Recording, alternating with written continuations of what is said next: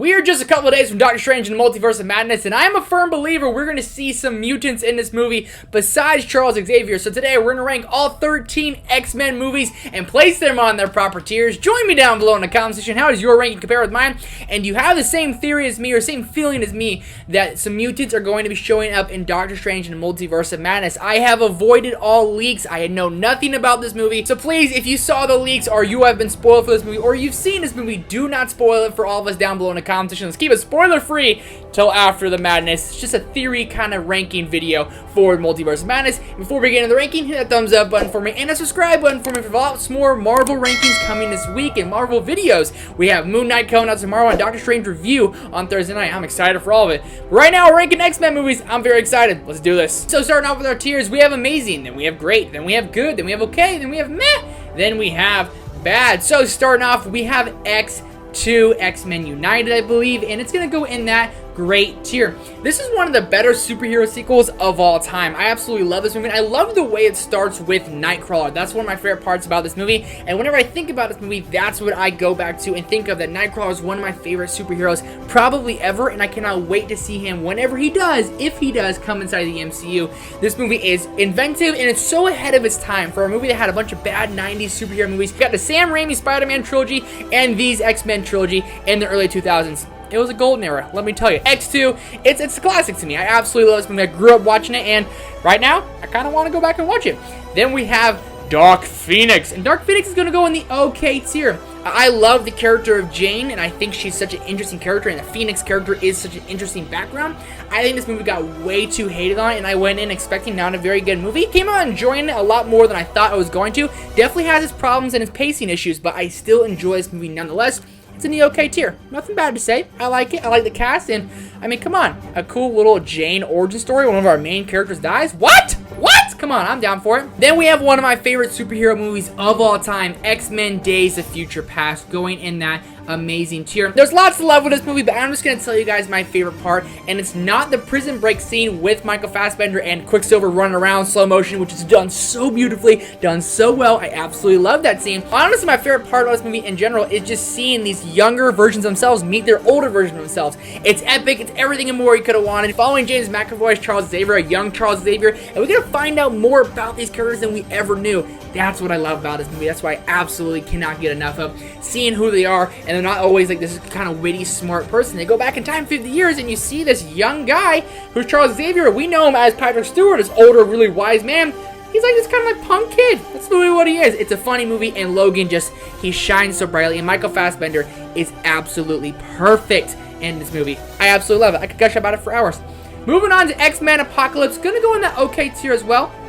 The scene with Quicksilver, again, done beautifully, but I just don't ever really want to go back and rewatch this movie. But that classic song playing in the background, Quicksilver running in and out of the house, that's great. That alone puts it in the okay tier. This one, of like the prequel trilogy from First Class to Days of Future Past, this one just kind of felt like the black sheep of those movies, so it's okay. I don't hate it. I don't hate it at all. Then we have Deadpool going in the great tier. The first movie of its kind, the first superhero movie that really just embraces and breaking that third wall, and Ryan Reynolds being Ryan Reynolds, having fun as Ryan Reynolds. What more could you want? I don't really know. I don't really know what more you can want. This is a really good, funny, awesome, action-packed, kind of dark movie at times, and it works really well for me with the romance part thrown in there. This guy, he's burned to death, trying to go back and get the love of his life. It's kind of a simple story, but a very complex movie. I absolutely love it. I have so much fun watching Deadpool. Then we're moving on to Logan, one of the best just send-offs to any character ever. And Logan's going in the amazing tier. Talk about a brutal, gruesome, and just overall badass movie. If you want to get hyped up, toss this movie on, listening to Hugh Jackman with like that super serum running through his veins, screaming through the woods. Ah! I dang near shed some tears when I first watched this movie in theaters. It kind of broke my heart seeing that Logan passed, but it was so worth it to skip school for, let me tell you. Moving on to Deadpool 2, going in the great tier. The standout here is Zazie Beetz as Domino, but also Josh Brolin is great in this movie. And again, I love the way they just break the fourth wall, how they call on Josh Brolin Thanos, and having so much fun here. I think this sequel might be better than the first Deadpool. That's not for another time. Let me know what you guys think about that down below. But moving on to X-Men The Last Stand. This is pure nostalgia, people. I grew up watching and loving and having so much fun with this movie. It's a good movie. This is the one movie I watched as a kid all the times when hanging out with my friends. We always tossed it on, had a great time watching. For some nostalgia alone, it's on the good tier. It is. Now everyone's really gonna hate me. X-Men Origins Wolverine. That's a good movie to me. Again, for nostalgia purposes. My brother and I watched this movie all the time growing up. And that's a good memory I have. I loved watching this movie. I love the origin story of this movie. Though it's clunky, though it has problems, and though it is not nowhere near a perfect movie, I still really, really enjoy it.